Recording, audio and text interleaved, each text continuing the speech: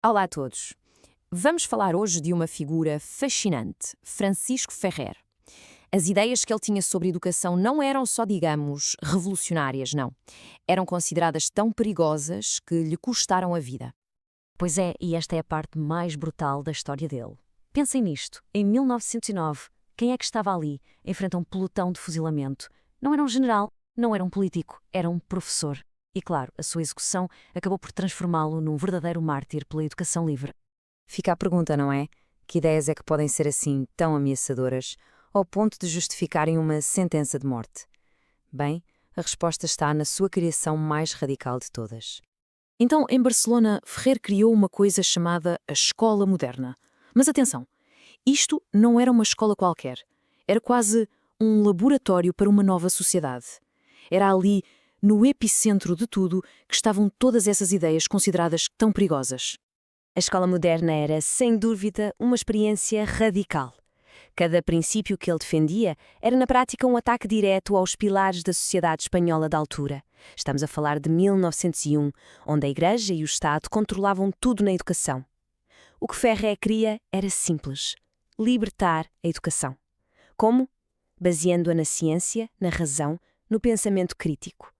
Ele foi ao ponto de publicar os seus próprios manuais escolares só para ter a certeza de que o ensino estava mesmo livre de qualquer dogma. Mas claro, por trás da escola havia toda uma filosofia.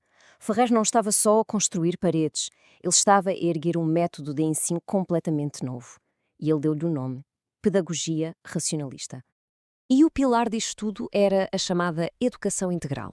O que é que isto queria dizer? Bem, para o Ferrer, a escola não podia ser só um sítio para decorar factos. Tinha de ser um lugar para desenvolver a pessoa completo. O intelecto, sim, mas também o corpo, as competências para a vida e, talvez o mais importante, o caráter moral. E depois havia a coeducação. Numa altura de segregação total, isto era uma ideia, uau, radicalíssima.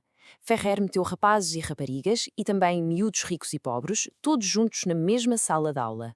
O objetivo era simples, mas muito poderoso: criar laços de solidariedade e começar a desmontar as hierarquias sociais logo desde pequenino. Outra ideia-chave: inverter completamente a dinâmica de poder na sala de aula. Chega da obediência passiva. Em vez disso, ele propôs a autogestão pedagógica. A ideia era dar autonomia aos alunos, deixá-los organizar e dirigir a sua própria aprendizagem. O resultado? Em vez de medo da escola, eles desenvolviam um amor genuíno por aprender. E esta citação, do pensador anarquista Bakunin, que foi uma grande inspiração para Ferrer, resume a filosofia toda. A liberdade do outro projeta a minha própria liberdade até ao infinito. Ou seja, a liberdade não é uma coisa individualista, não é a minha liberdade. É um projeto coletivo. A minha liberdade só é verdadeiramente real quando toda a gente à minha volta também for livre.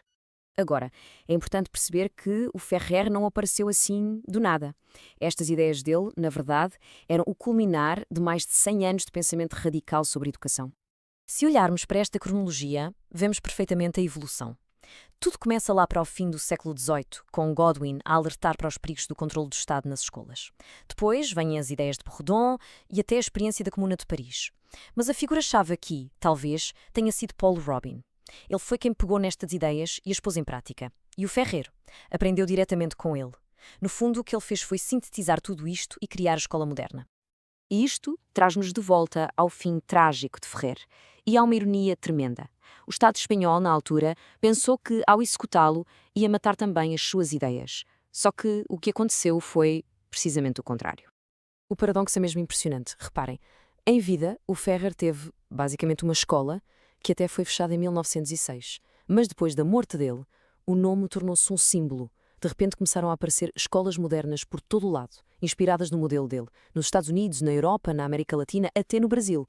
O martírio dele acabou por globalizar a sua mensagem de uma forma que ele nunca conseguiu em vida. E, no entanto, apesar de todo este impacto, hoje em dia ele caiu um bocado no esquecimento. Esta citação resume bem a situação. Um silêncio incômodo paira sobre o seu nome e uma ignorância absurda sobre a sua escola moderna. Parece que o Ferrer continua a ser uma figura inconveniente, uma peça que não encaixa bem na história oficial da educação. E por isso terminamos com uma pergunta que nos traz para os dias de hoje. A luta do Ferrer, que aconteceu há mais de um século, parece continuar tão relevante. No mundo onde a educação é cada vez mais padronizada, mais focada em testes, como é que seria hoje uma educação verdadeiramente livre de dogmas e de autoridade? A pergunta de Francisco Ferrer, essa continua no ar.